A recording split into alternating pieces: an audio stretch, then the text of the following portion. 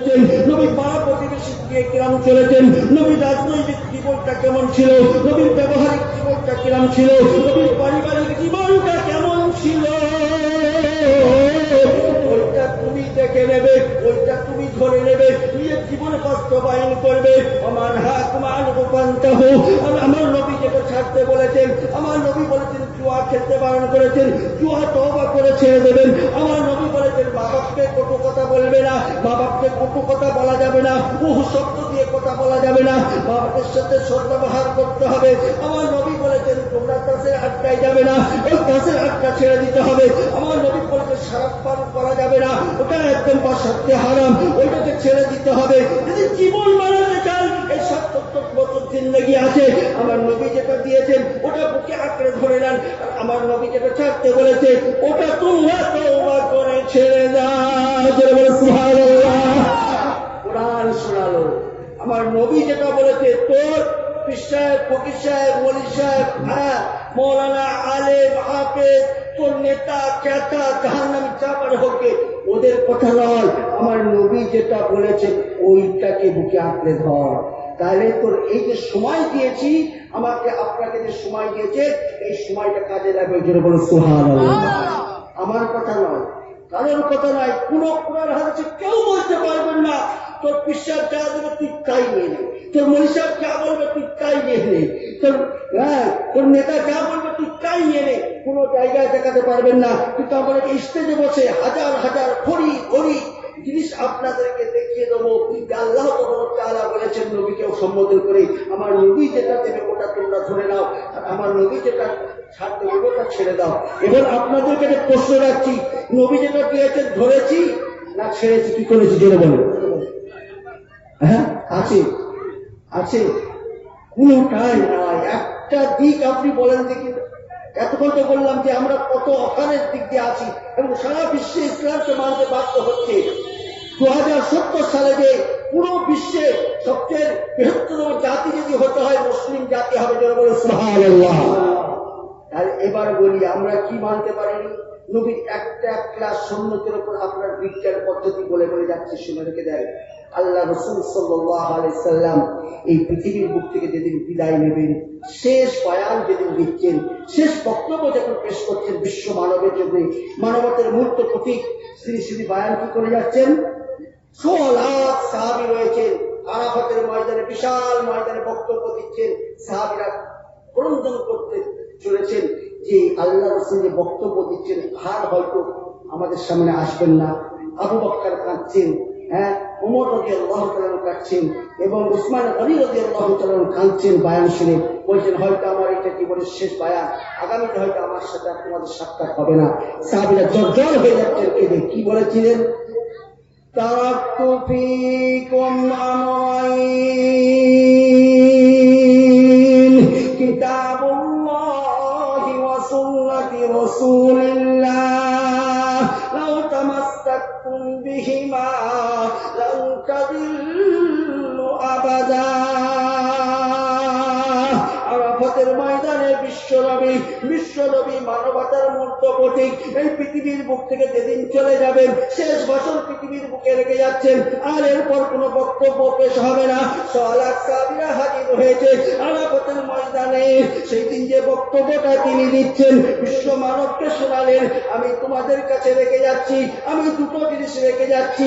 আমি একটা আমার কিতাবুল্লাহ আল কুরআনুল মাজিদ তোমাদের জন্য রেখে যাচ্ছি, আর আমার মুখমিশ্রিত বাণী হাদিস তোমাদের জন্য রেখে যাচ্ছি। এই দুটো যারা আঁকড়ে ধরবে তারা কোনোদিন পথভ্রষ্ট হবে না। বলে সুবহানাল্লাহ। ফাতেমার কথা বললেন না, আলীর কথা বললেন না, হাসান হুসাইনের কথা বললেন না, আজওয়াজে মুতাহহারাতের কথা বললেন না।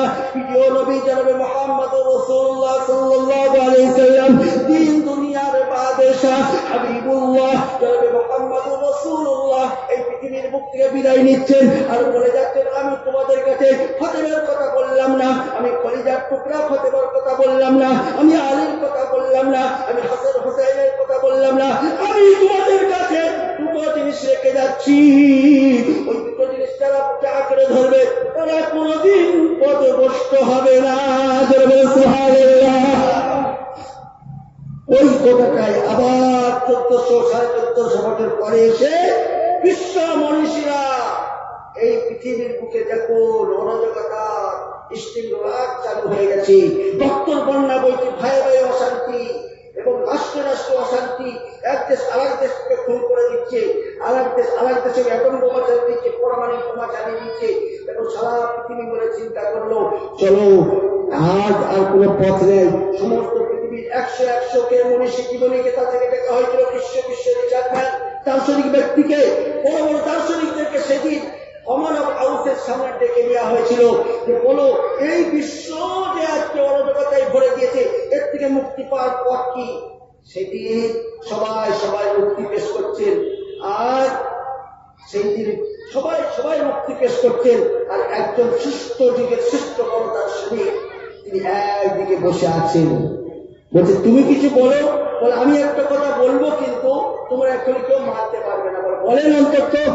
তো তিনি শেষবারের মতো কমন অফ হাউসের সামনে ব্রিটেনের মাটিতে বলেছিল go back to in the universal to prophet Muhammad সাল্লাল্লাহু আলাইহি সাল্লাম, go back to in the universal holy the Quran, যারা বলে সুবহানাল্লাহ।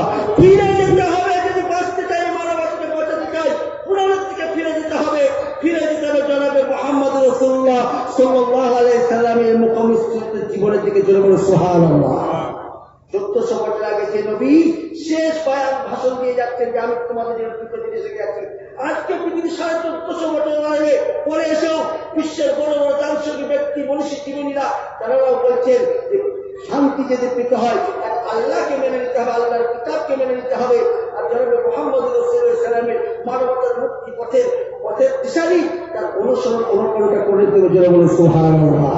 কিন্তু আমাদের বিশ্বে আজকে দুঃখের বিষয় হলো, পরিতাপের বিষয় হলো আমাদের বাচ্চা কাচ্চা এই কৃষ্টি কালচার থেকে কত দূরে চলে গেছে। আপনাদেরকে একটি গল্পের মাধ্যমে উদাহরণ দিচ্ছি। আমি তো অবাক হয়ে যাই যে টাকা পয়সা দিয়ে মানুষ যে পোশাকগুলো পরছে এই পোশাকটা কি করে রুচিবোধ হয়। একটা আপনাদেরকে উদাহরণ দিচ্ছি, শুনে রেখে দেন। আচ্ছা বলেন দেখি, নারীদের পর্দা কোথা থেকে, মাথা থেকে নিয়ে পা পর্যন্ত, আর পুরুষের পর্দা কত অব্দি বলেন? খুব সহজ, কিন্তু নাভি থেকে নিয়ে আর হাঁটু পর্যন্ত। সহজ না? এই জোয়ান যুবকের আমার বলি, তাহলে নারীদের পোশাক একটু কঠিন আছে সেটা, কিন্তু পুরুষের পর্দা করা খুব সহজ। এবার আপনাদের কাছে উদাহরণ দেখছি। একটা বাচ্চা একটা সুন্দর জিন্সের প্যান্ট পরেছে, আপনাদের এখানে বাংলায় কি বলে জানি না, আমি বাংলায় কথা বলছি ফাটা প্যান্ট বা ছেঁড়া প্যান্ট। আমি তো প্রথম যখন ছেঁড়া প্যান্টটা দেখেছিলাম ভাবতাম এই কি ব্যাপার, হয়তো গরিবের ছেলে ছিঁড়ে টিড়ে গেছে ওই প্যান্ট পরেছে। এই জোয়ান যুবকের এবার কথা বলবে, কটা ছেঁড়া ছিল বাবা? কটা? হ্যাঁ, একটা দুটো তিনটে। প্রথম যখন দেখেছি আমি তো অবাক হয়ে ভাবতে পারিনি। তারপরে পরবর্তীকালে গিয়ে দেখছো বাবা একটা দুটো তিনটে চারটে ছোট ছোট ছেঁড়া ছিল। এখন কত? এদিকে দেখা যাচ্ছে, ওদিকে দেখা যাচ্ছে, ওদিকে দেখা যাচ্ছে, ওদিকে দেখা যাচ্ছে, খালি বাকি আছে কোনটা ওটা আর বলবো না। জলসে বললো কিরাম মনীষা কিন্তু ছিল, বল দেখি ফালতু মনীষা কোনটা বাকি রয়েছে? এইটা। তা আমি বলি কি ব্যাপার? বললো এটা স্টাইল, এটা সভ্যতা, এটা আধুনিক। বললো তাই আধুনিক? বলে হ্যাঁ, এটা সভ্যতা, এটা বিশ্ব মানবতার স্টাইল। তাই প্যান্ট ফুটো করে দিলে যদি বিশ্ব মানবতার স্টাইল হয়, কি দেখাবে? ওরকটা দেখাবে, ওরকটা দেখা যাবে এটা স্টাইল। আমি আমার বাংলা ভাষায় বলি, যদি স্টাইল যদি অত বিয়ারি শখ হয় তো ফুল খুলে দিয়ে বল না ফুল স্টাইল, মানুষ বেঁচে যেত। এবার মানুষ বেঁচে যেত না? হ্যাঁ, যদি কোনো আমি ফুল ল্যাঙ্ক হয়ে যাবে, ফুলঙ্গ হয়ে যাবে, তখন কি বলবে? বলে তার কাটাবো। কি বলবে? যে মাল তার কেটে গেছে। নিত না দিত এবার হয়তো কষ্ট লাগছে কথাটা আছে, কমবে কি বলতো? এই তার কাটা মাল রাস্তায় পাগল ভরে তো, বলে ওই ভরে না কেউ দেখে। আমি আপনি যদি করতাম কমে বেঁচে যেত। শুনে রেখে দেন, এটা হচ্ছে ইউরোপ, জার্মান, জাপানের প্ল্যান। যে আমাদের যে যুদ্ধ মুসলমানের সাথে চলছে, এই যুদ্ধই জয়ী ওই দিন ওরা হয়ে যাবে যেই দিন নবী মুহাম্মদ রাসূলুল্লাহ আখলাক চরিত্র ওরা বুকে আঁকড়ে ধরে নেবে। নবী যেটা বলেছেন ওইটার বিরুদ্ধে আমাদের প্রচার প্রসার চালিয়ে যেতে হবে। তাই তারা বললো এমন এক আধুনিককরণ বের করো, স্টাইল বের করো, যাতে ওরা ওইটা পড়তে পারে। আর ওদেরকে সর্বপ্রথম উলঙ্গ করে দাও। উলঙ্গ করে দিলে আর তো নামাজ, রোজা, তাসবিহ, তাহাজ্জুদ সবাই যাবে। আর যাবে প্রথম উলঙ্গ করে দিলে কত সহজ। নাভির থেকে নিয়ে হাঁটু পর্যন্ত পর্দা করলে একটা পুরুষের পর্দা হয়ে যাবে। কিন্তু আমাকে আপনাকে বেপর্দা করে দিল। আল্লাহ তাআলা আমাদেরকে বাঁচার তৌফিক দান করুন। আর আমরা এমন ফ্যামিলিগত মানুষ, হাদিসের মানুষ, একটাই ছেলে, আর ছেলে আবদার করেছে আব্বা আমাকে একটা নতুন জিন্সের প্যান্ট কিনে দেবে, জমা করবো। বললো কি প্যান্ট? বললো চ ক্যানিংয়ে চ, একটাই ছেলে, টাকা অভাব। কি বললো? তো চ ক্যানিংয়ে চ, ক্যানিংয়ে যেয়ে গেছি। খালি প্যান্ট দেখে তো প্যান্ট আর পছন্দ হয় না। ক্যানিংয়ে তো এখন আসেনি মার্কেটে ওই প্যান্টটা। এবার দেখতে দেখতে বলছে আব্বা তুমি বুঝবে না, ওই প্যান্টটার নামও আমি তো জানি না, আপনাদের কাছে জানা আছে? যে জানা থাকে বলেন। বললো আব্বা একটু ছিঁড়া ছিঁড়া হবে। ছিঁড়া কি প্যান্টে? সে বাপও বুঝতে পারছে না ছেলে তুমি দোকান করে আসছে। এবার যখন ছেঁড়া প্যান্টটা নিয়ে বলছি আচ্ছা এই প্যান্টটা কেন করবি রে বাবা? আমি একটা হাদিসের মানুষ, সম্মানীয় ব্যক্তি, আমি একজন এখানকার সম্মানীয় ব্যক্তি, এই প্যান্ট করলে খারাপ বলবে। বলে আবার ওই প্যান্ট আমার দরকার। বললো কিন্তু নবীর একটা আদেশ অমান্য হবে। বললো আপা ওই প্যান্ট দরকার। বললো নবীর আদেশ যাই যাক, ছেলে চাইতে ছেলে খুশি হলে হলো। কি বলে? ছেলে চাইতে ঠিক আছে, ছেলে খুশি হলে হলো। নবী করে যাক, কোরআন করে যাক, হাদিস চলে যাক, দেখার দরকার নেই। ছেলেকে খুশি করতে গিয়ে নবীকে ফেলে দিলাম একদম পথের কাঁটায়। আর ছেলেকে দিয়ে দিলাম একটা এমন প্যান্ট যে প্যান্টটা পরলে বলবে, গ্রামের লোক বলবে খুব টাইটি মার আসছে। কি বলবে? ভালো তো কেউ বলবে না, আর যেটুকুন বলবে সেটা ওই শুনতে হবে কাকে? আমি আপনি যে গার্জেন পক্ষ আছে তাকে শুনতে হবে। অভাগ ক্রান্ত এটা আধুনিককরণ, এটা নয় সভ্যতা। সভ্যতার নামে অরাজকতা সারা পৃথিবীতে চলছে। ইসলাম যেটা শিক্ষেছে, নবী মুহাম্মদ রাসূলুল্লাহ সাল্লাল্লাহু আলাইহি ওয়াসাল্লাম যেটা শিক্ষেছেন, ওটাই হলো সভ্যতা। ওই সভ্যতার পৃথিবীর মুখে কেউ আনতে পারবে না। সুবহানাল্লাহ। আমার কেউ আনতে পারবে না। আমার বাপজি কেন যাবে না? ধনীবেরা, সুদীজনেরা, আপনাদের কাছে আবেদন রাখবো, আজ থেকে নবীর আখলাকটা, নবীর চরিত্রটা ধরার চেষ্টা করেন। ওই মেসির একটা গেঞ্জি পরে, আর ক্রিস্টিয়ানো রোনাল্ডোর একটা গেঞ্জি পরে, আর জিতের একটা গেঞ্জি পরে, শাহরুখ খান কিরম চুল কেটেছে সেরকম চুলটা কেটে, আর শাহরুখ খান কি ড্রেস করেছে ওই ড্রেসটা পরে, কাঁটা লাগাই কি ড্রেস করেছিল নাই তো ওই ড্রেসটা আমার মেয়েকে কিনে দেবো, আমার ছেলেকে কিনে দেবো। মহা বিপদের মধ্যে পড়ে যাবেন। ছাড় দিচ্ছেন কিন্তু রব্বুল আলামিন একদিন ছেড়ে দেবেন না। মনে রাখবে, আজকের অর্থের বলে, শক্তির বলে, আজকে নবীর জীবনীকে কোরবানি দিচ্ছেন, নবীর হাদিসকে কোরবানি দিচ্ছে, দিয়ে দেন। কিন্তু আপনাদেরকে আমি সজাগ করে দিতে এসেছি, আপনাদের অন্তরে একটু খা দিতে এসেছি, এটুকুনি বলতে এসেছি যে আমরা একটু ভুল করে ফেলছি। আর ওই ভুলটা করার কারণে আজকে আমরা পদদলিত, অবস্থিত, লাঞ্ছিত, চিন্তিত, সারা জায়গায় যেন আমরা রাতে জুতা খেতে খেতে খেতে ফুটবলের মতন একবার এদিকে লাঠি মারছে, আরেকবার ওদিকে লাঠি মারছে, যেন আমরা দেশাহারা হয়ে গেছি সারা পৃথিবীর মুখে। রব্বুল আলামিন সেই জন্য জানিয়ে দিলেন নবীকে দিয়ে, যেদিন তোমরা আমার কোরআনকে ধরে নেবে, আমার মুখবিস্মৃত বাণী নবীর হাদিসটাকে ধরে নেবে, ওই দিন তোমাদের কেউ ক্ষমতা থেকে রাজনীতি করতে পারবে না, তোমাদের রাজনীতিক প্ল্যাটফর্ম থেকে কেউ সরাতে পারবে না, তোমাদের নেতাগিরি থেকে কেউ সরাতে পারবে না, তোমাদেরকে পথভ্রষ্ট করতে পারবে না। আর আজকে আমরা নবীর কথা নেব না, নবীর নিষেধটা মানবো না, শুধু বলবো সালমানকে কি ড্রেস করেছে বল দেখিন, ওই ড্রেসটা পরবে। শাহরুখ খান কি ড্রেস করেছে বল দেখিন, ওই ড্রেসটা পরবে, ওই চুলটা কাটবে। কিছু কিছু ছেলেতে এমনও চুল কাটে হয় কথা। হ্যাঁ, আমরা ছোটবেলায় দেখেছি না, খানিকটা চুল কেটে নেয়, খানিকটা মাথায় রেখে দিত, আর চুরি করলে, ডাকাতি করলে আগে সব বিচার হতো না, ভোল ঢেলে দিত। সেই চুল এখন স্টাইল আধুনিককরণ।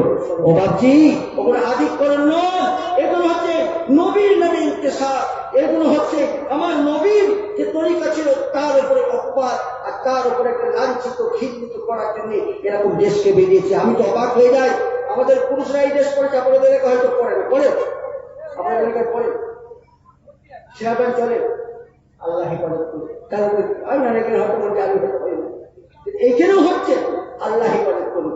আচ্ছা, এটা তো বুঝলাম, এটা ছিল গায়ের মুসলিমদের কাছে, এখন আমাদের মুসলমানের ছেলেরাও পড়ছে। আপনি কি ভাবতে পারেন যে নারীরা ছেঁড়া প্যান্ট পরবে? কথা বলেন, এই দেখেছেন কেউ? কথা বলেন।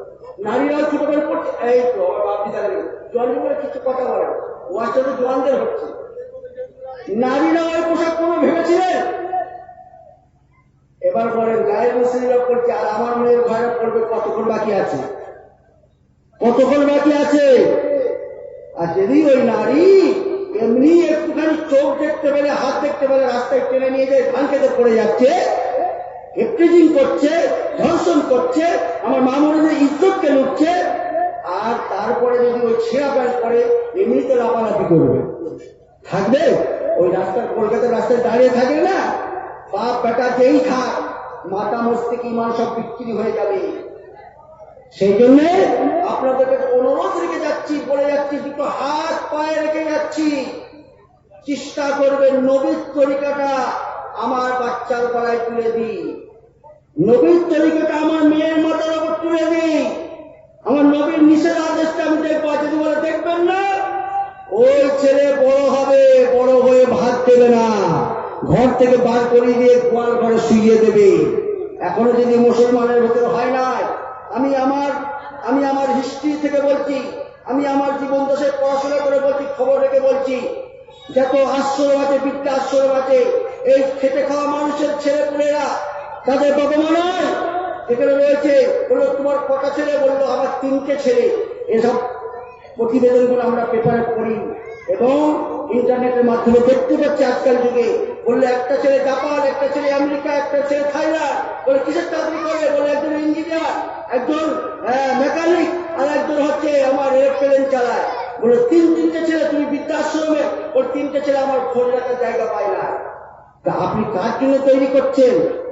বৃদ্ধাশ্রমে মা ঢুকরে ঢুকরে ঢুকরে ঢুকরে কেঁদে কেঁদে মরছে। এমনও ইতিহাস আছে মুসলমানের ঘরে হয়েছে, সে বাপ মাকে হুমা জান্নাত বানারুকা, কিন্তু নবীর আদর্শ আমি ছেলেকে দিতে পারি নাই বলে, নবীর আদর্শ আমার মেয়ের ঘরে তুলে দিতে পারি নাই বলে, ওই ছেলে বড় হয়ে বাপ বলেছে টাকা দূরের কথা, সে বলেছে বাপ এই বুড়ো ছেলে কখন মরবে তবে একটু শান্তি হবে। এই ঘটছে না, ঘটছে না, ভুল বলছি? এই বুড়ো ছেলে কখন মরবে তবে একটু শান্তি হবে। কেন? আল্লাহ তাআলা নবীকে জানিয়েছিল, আমাকে যখন ছেড়ে দিবি, আমার নবীকে যখন ছেড়ে দিবি, ওই পথে ঘাটে মার খাবি। ছেলে থাকবে বাপ বলে ডাকবে না, ছেলের স্ত্রী থাকবে মায়া মমতা দেবে না। অতএব বন্ধু, আপনাদের কাছে অনুরোধ রাখছি যে এখনো সময় আছে, অবকাশ দিচ্ছেন, ছাড় দিচ্ছেন, কিন্তু যেদিন পাকড়াও করবে সেদিন আর বাঁচার কোনো পথ থাকবে না। দুনিয়ায় যদিও ছেড়ে দেন, কিন্তু আখিরাতে যেদিন চলে যাবো সেদিন কিন্তু ছাড় আপনি পাবেন না। সেই দিন রব্বুল আলামিন দয়া করব সেই যারা ইমানদারের মাথায় হাত রাখছে। এবার ওদিকে আয়াত পরে নিয়ে যাচ্ছি, কিরম বলছেন? আলাম ইয়ানি লিল্লাযীনা আমানু, আলাম ইয়ানি লিল্লাযীনা আমানু আন তাখশা কুলুবুহুম লিযিকরিল্লাহ ওয়া মা নাযালা মিনাল হক ওয়া লা ইয়াকুনু কাল্লাযীনা মিন ক্বাবল ফাতালা আলাইহিমুল আমাদু ফাকাসাত কুলুবুহুম ওয়া কাসীরুম মিনহুম ফাসিকুন। কুরআন শরীফের পারা নম্বর 28, সূরার নাম সূরা হাদীদ, আয়াত নম্বর 16, একদম ডান দিকের পৃষ্ঠার শেষের থেকে একটু উপরে উঠে আয়াতগুলো বিশ্ব মানবকে শুনিয়ে দিল। আলাম ইয়ানি লিল্লাযীনা আমানু, এখনো কি তোমার সময় হয় নাই? এখনো কি তোমার আমার জন্য একটু সময় হয় না? তোমার দিলটা কি একটু নরম হবে না? আন তাখশা কুলুবুহুম লিযিকরিল্লাহ, আমার জিকিরের জন্য, আমার কোরআনটা তেলাওয়াত করার জন্য তোমার দিলটা কি একটু নরম হবে না? আমার কোরআন তেলাওয়াত করার জন্য, আমার জিকির করার জন্য এখন কি সময় হয় নাই? আল্লাহ রাব্বুল আলামিন অবকাশ দিচ্ছেন। এই অবকাশের মাধ্যম দিয়ে একটা আয়াত আপনাদের কাছে তুলে ধরলাম। আল্লাহ রাব্বুল আলামিন বিশ্ব মানবকে জানাচ্ছে যে এখনো কি সময় হয় নাই? আলাম ইয়ানি লিল্লাযীনা আমানু আন তাখশা কুলুবুহুম লিযিকরিল্লাহ, যে আমার কোরআনের জন্য, আমার জিকিরের জন্য তোমার অন্তরটা একটু নরম করবে। ওয়া মা নাযালা মিনাল হক ওয়া লা ইয়াকুনু কাল্লাযীনা মিন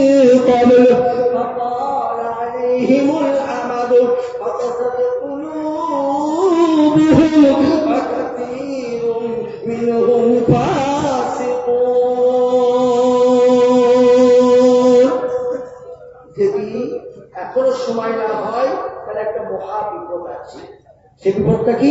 ফকস্ত কুলুবুহুম, তোমাদের অন্তরটা পাথরের মতন, জগৎটাল পাথরের মতন জমে যাবে, ভালো কথা আর ভালো লাগবে না, নামাজ রোজার কথা ভালো লাগবে না।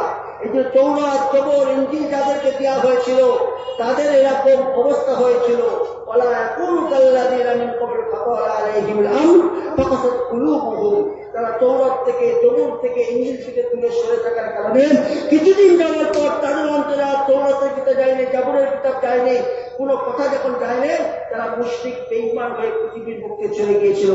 আমাদেরও পরিস্থিতি এরকম আছে যে এখনো যদি সময় না হয়, দীর্ঘদিন যখন কোরআন থেকে দূরে থাকবেন, হাদিস থেকে দূরে থাকবেন, নবী থেকে দূরে থাকবেন, মসজিদ থেকে দূরে থাকবেন, আমাদের অন্তরটা জগৎ পাথরের মতন হয়ে যাবে, ভালো কথা আর অন্তরে প্রবেশ করবে না।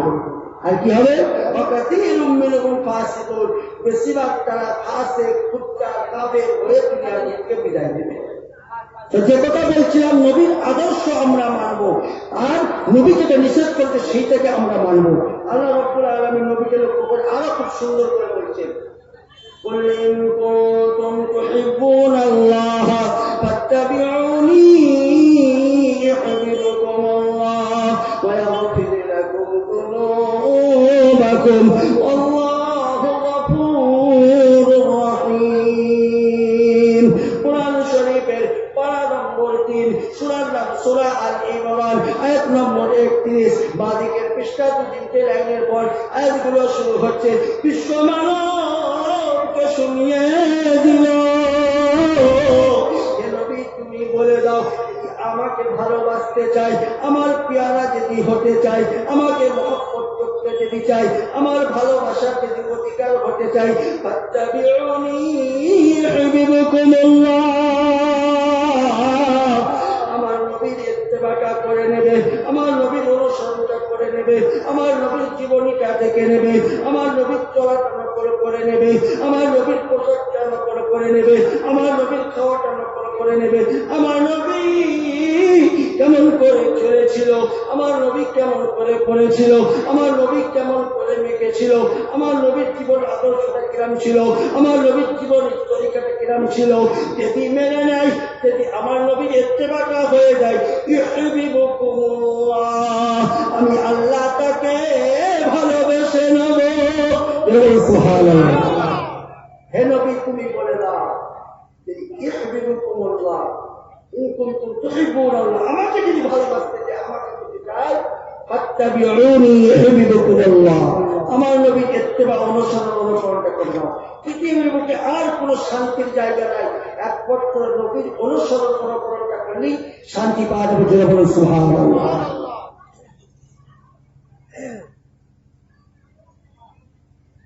কি বললেন?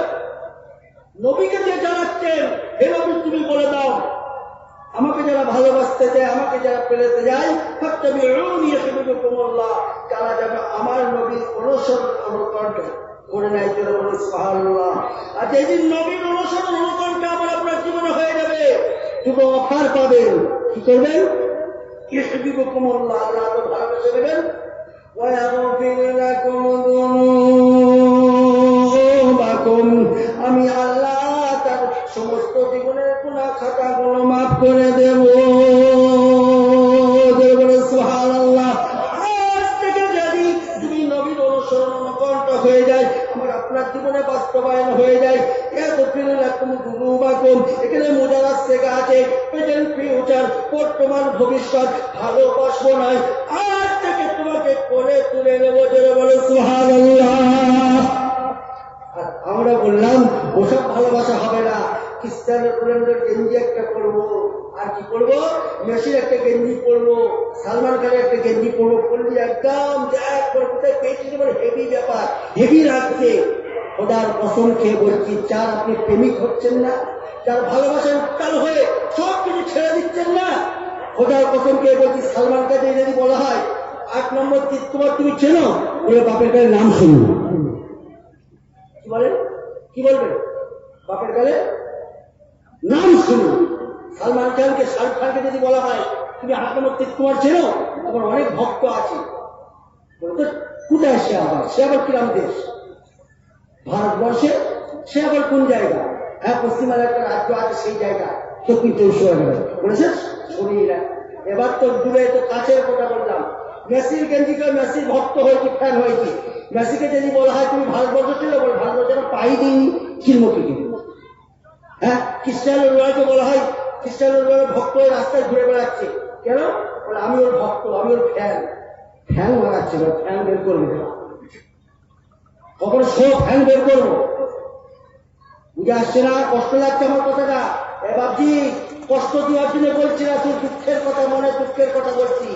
আজকে আমরা কোন জায়গায় পিছুপা হয়েছি, শুধু আপনাদেরকে স্মরণ করে যাচ্ছি। বলে এমন ওয়াজ করলো, জোয়ানরা বলবে ওই মলি সাহেব আর জীবনে এই এলাকায় আসবেন। ও যা হয়েছে হয়েছে, একবার বলে দিয়ে ওনাজ করবে না। আপনাদের আমি দুশ্মন নয়, আপনাদেরকে আমি মহব্বত করি, কলিজার টুকরো। কাল যখন জান্নাতে আমি আপনি যেন আমি যেতে পারি, আর আপনি যখন জাহান্নামে চলে যাবেন, সব থেকে কষ্ট ওই দিন হবে।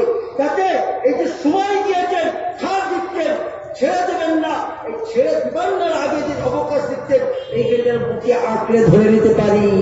আপনাকে দুটো হাদিসের কথা শোনাবো না, গল্প করে দিয়ে চলে যাব, আপনি কিছু বুঝতে পারবেন না, আপনার বিষয়ে কিছু বলবো না। দাওয়াতটা আগামী দিনে পাওয়ার জন্য খোদার কসম আর কিয়ামতের দিবসে ওই পথটাকে জবাবদিহি করতে হবে, করতে হবে, করতে হবে। আজকে যখন বলেছে নবী বলেছিলেন একটা আয়াত যদি কেন সেটা মানুষকে প্রকাশ করে দিও, কাল কিয়ামতের দিবসে যেন আমি পার হতে পারি, তার চিন্তা ভাবনা করেছি। দাওয়াত আল্লাহ দেবেন, খাওয়াবেন আল্লাহ, পড়াবেন আল্লাহ, মাখাবেন আল্লাহ, চালাবেন আল্লাহ। খোদার কসম খেয়ে বলছি, আমি কোনো জায়গায় কোনো চিন্তা করি না। এসব কথা বক্তারা জীবনে বলবে না। বললো তুমি জোয়ানদের বিষয়ে বলেছো, জোয়ান যুবকরাই তো জলসা যায়, তোমার দাওয়াত আর হবে না। আমাকে অনেক বক্তা এরকম ভাবে বলেছে, কিন্তু আমি শুধু এই জোয়ান যুবকদেরকে বুকে আঁকড়ে নেওয়ার জন্য বলছি, তোমাদের দুশ্মন নয়। আমি তোমাদের দুটো পায়ে হাত থেকে বলে যাচ্ছি, আজ থেকে যদি পারে নবীকে ভালোবেসে নেন। নবীকে কেন ভালোবাসবেন না? যে নবী সারাটি জীবন উম্মতের জন্য কেঁদেছেন, আর সে আজই দেখেছেন।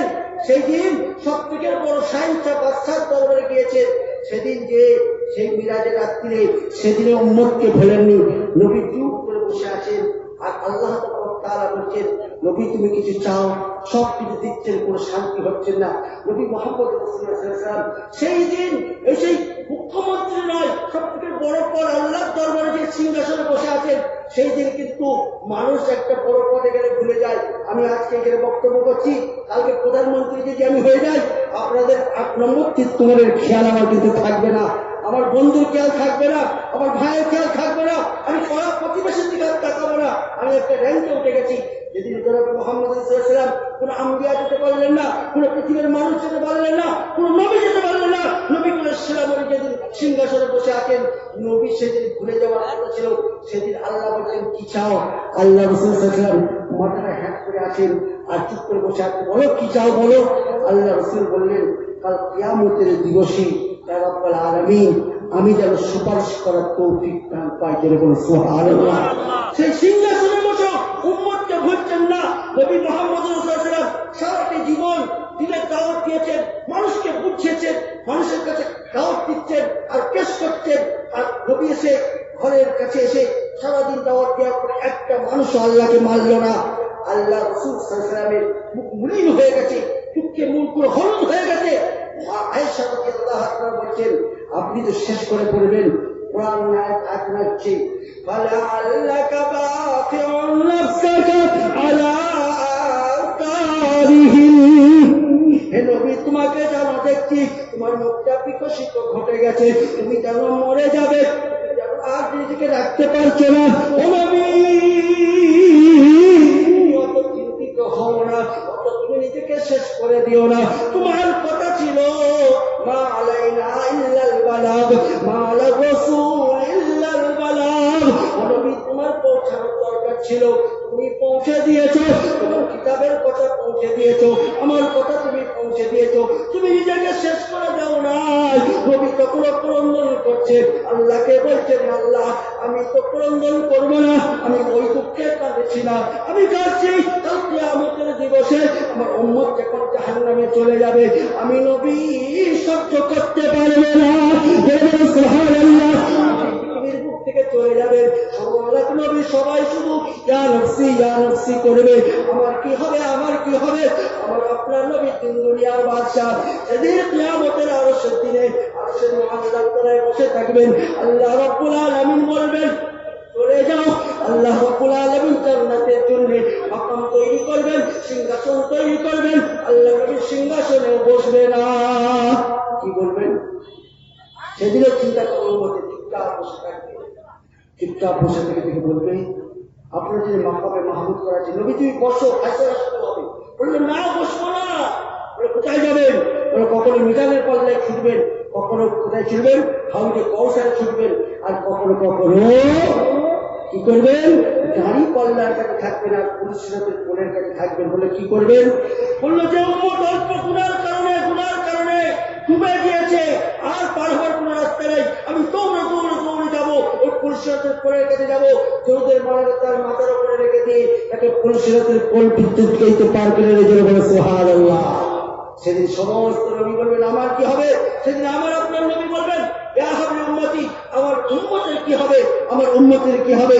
আমার কোরআন যুবকেরা, ভাই জানেনা, জ্ঞানী জানেনা, শুধু জানেনা, যে নবী সারাটি জীবনে আমাকে আপনাকে মনেই করে যাচ্ছেন, আরো কাঁদছেন, কিয়ামত পর্যন্ত কাঁদবেন, কবর শুয়ে বলছেন, ইয়া হাবিব উম্মতি, আমার উম্মতের কি হবে, আমার উম্মতের কি হবে।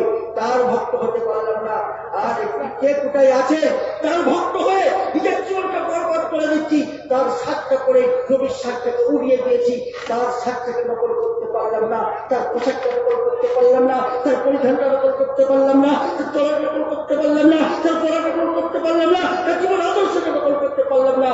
আমাদের মতন হতভাগা আর কেউ নাই। সেই জন্য আমার বাপটিকে নিজেরা শুধু জানে না, বক্তব্য অনেক শুনবেন, বলার অনেক কিছু ছিল, একটার পর একটা আপনাদেরকে তুলে ধরতাম। আমাদের আগামী দিনের বক্তা আগামীতে এসে গিয়েছেন, আপনাদের কাছে প্রয়োজনে আবেদন করবো, যেসব আখলাক নিয়ে চলছেন ওগুলোকে ছেড়ে দেন, ওগুলোকে অর্জন করেন, নবীর আদর্শকে বুকে ধরেন। খোদার কসম আপনি করবেন, এর মধ্যে কোনো সন্দেহ নাই।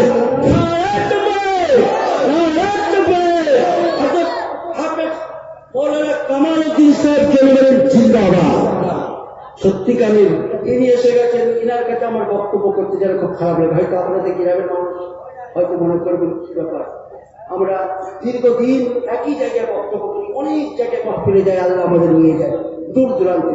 সত্যি একদিন যোগ্যতা